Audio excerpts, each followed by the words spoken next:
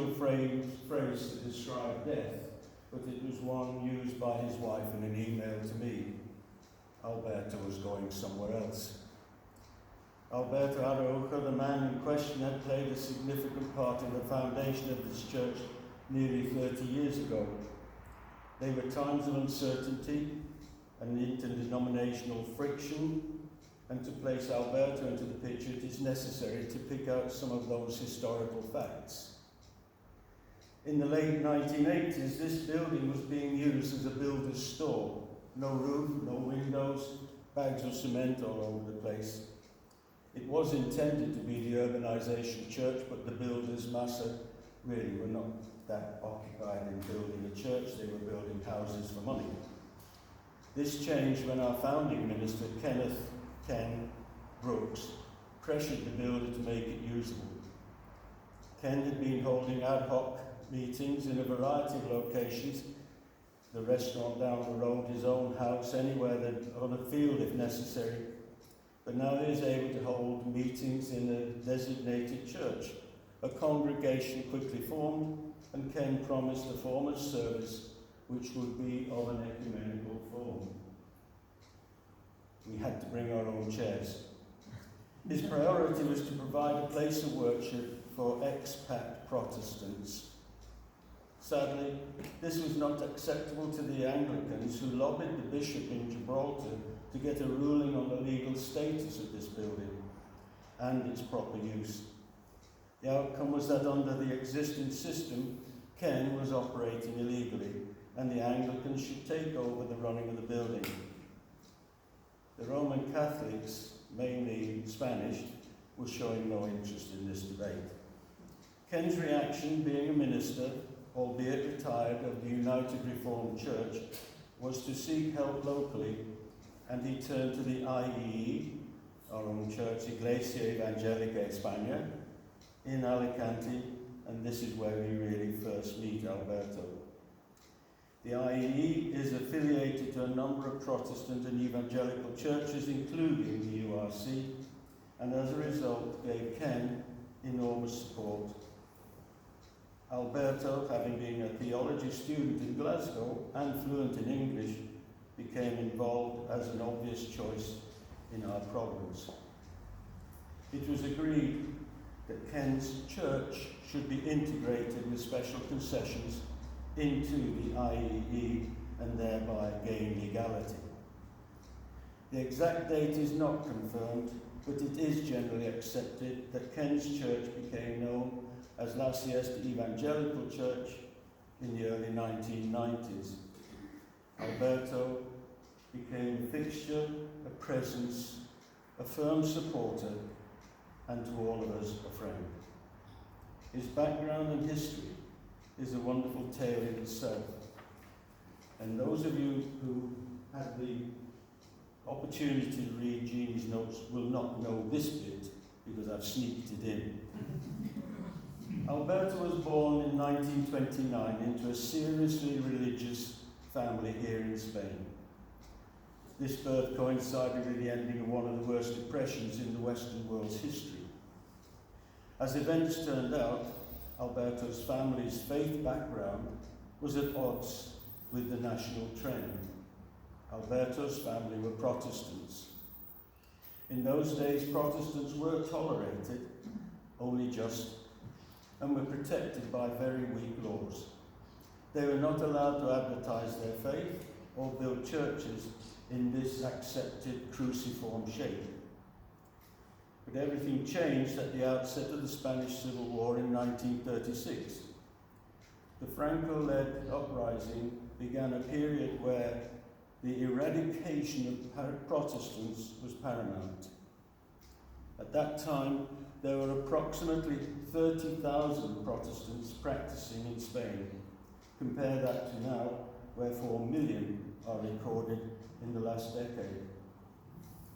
Protestants were vigorously prosecuted. Protestant books and translations of the Bible, which did not follow Roman Catholic dogma, were confiscated and in some cases burned. Worshippers were hounded and beaten. Clergy were incarcerated in criminal prisons. Many went into hiding, claiming sanctuary in Protestant churches. More fled the country, and many children were evacuated to other countries. And you can't keep Wales out of anything that's being said, because Wales took a very large portion of those children. In all this, Alberto's family suffered. His father and other members of his generation were condemned to jail. Alberto himself, barely a teenager, was beaten just for his connections. Many years later, at the end of the Civil War, more probably the end of World War II, the situation did improve. But it was still almost impossible to study evangelical theology in Spain. Alberto had already proved himself to be an academic.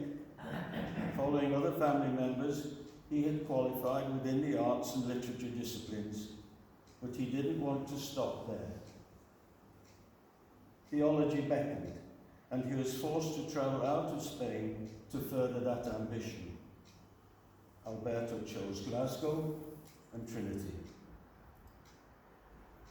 Two very important events took place. I'm not sure of the timing, but Alberto met his future wife Lilias in Scotland while studying under the tutelage of William Berkeley, the liberal evangelist.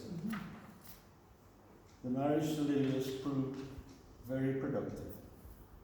5 children of their own, 2 adopted children, and at the latest count, this was during the funeral, we found out that there was at least 30 grandchildren and great-grandchildren in the family.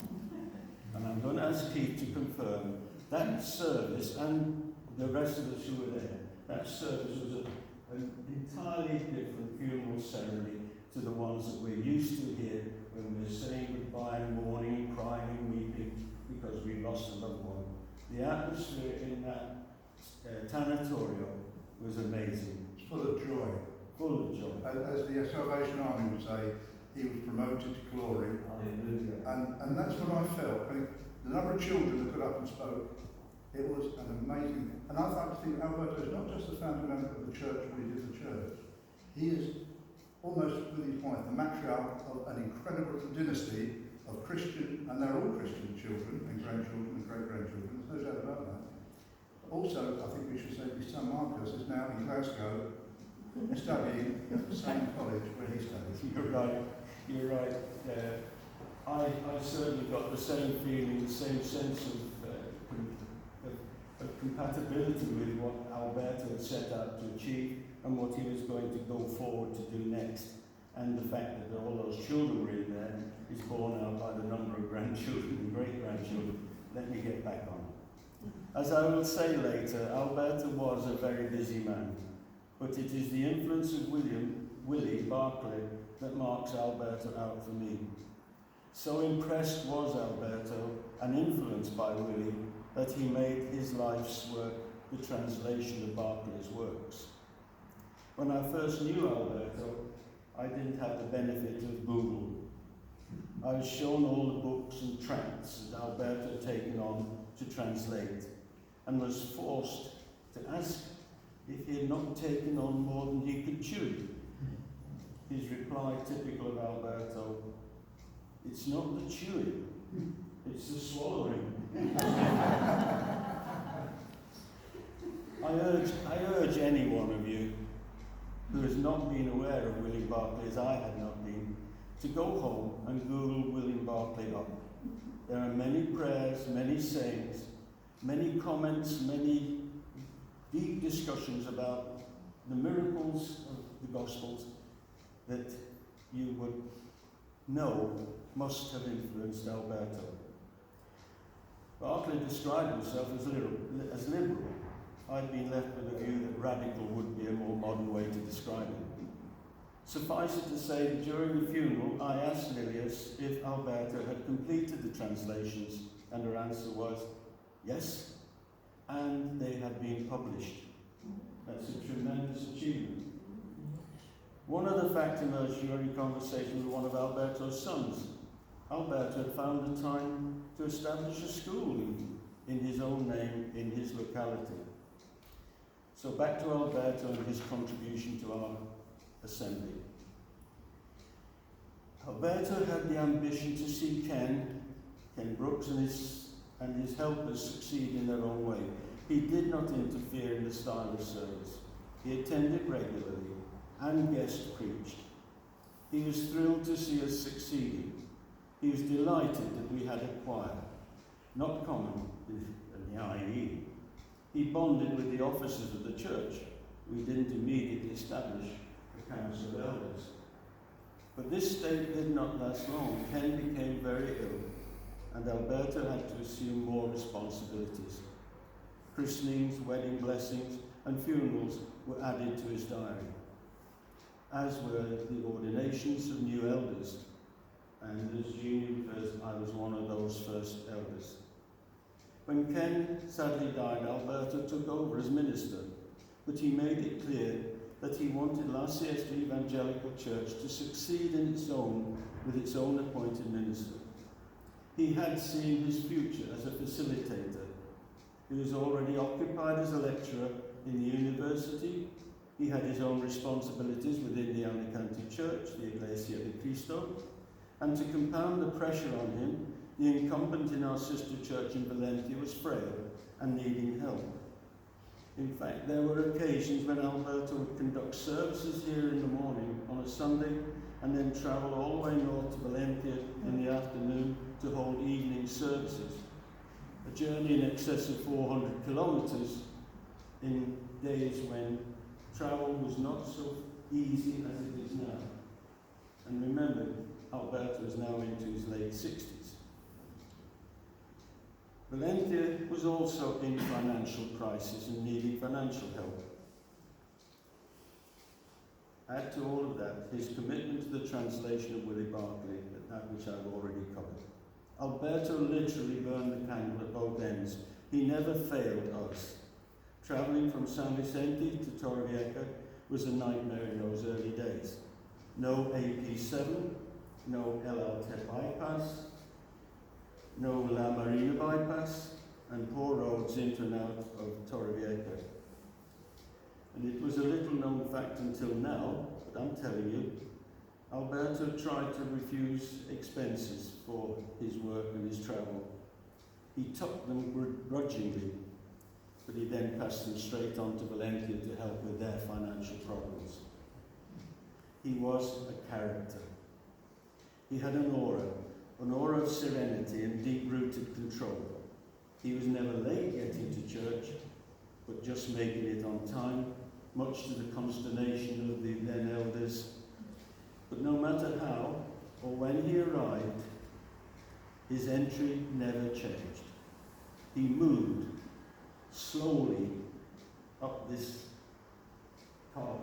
I don't think we had the carpet then. He moved slowly up towards the altar, smiling, exchanging few words here and there.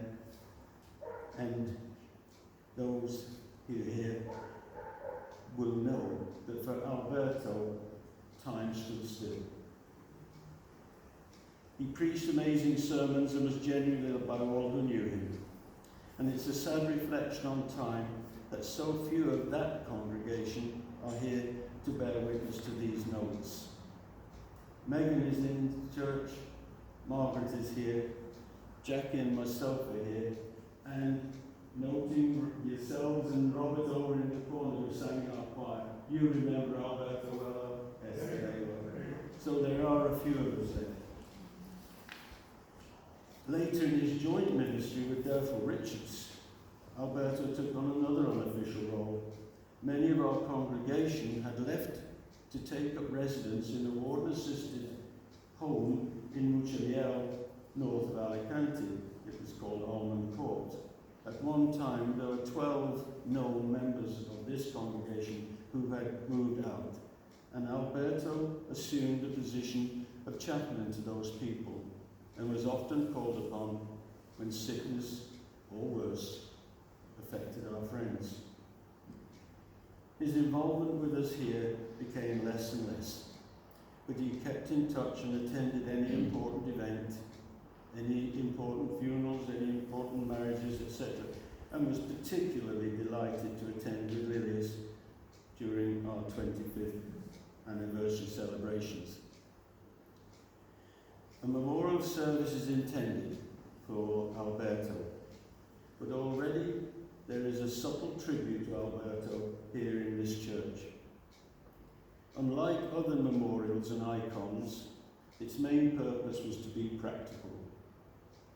Many of you might not even have noticed there's a clock in the church above the organ. A rarity, I think you agree, in churches. It's testimony and power to the power and duration of Alberto's sermons. The clock was installed for the sole purpose of reminding Alberto that time actually does fly. It was approved because it would be useful to time the services of remembrance which we held here. Alberto, although a genuine pacifist, was also chaplain of the local branch of the British Legion, another task he inherited from Ken. We should not mourn the passing of Alberto, but rejoice that he gave us the security, stability to continue our worship, praise and witness here in La Siesta. Alberto left us a month ago. He left certain in his own faith that he was going to a better place. Now I'd like to close this tribute by repeating one of the verses out of Corinthians, which you so nicely read, and I've changed one of the words. This is from the Good News version. It's the 14th verse of the chapter 9 of Philippians 2. And so, with deep affection, we will pray for you because of the extraordinary grace God has shown you. Let us thank God for his priceless gift. Amen. Now, let's ask Keith to play the next hymn, which is one of Alberto's favourites, and it was played vigorously at his funeral.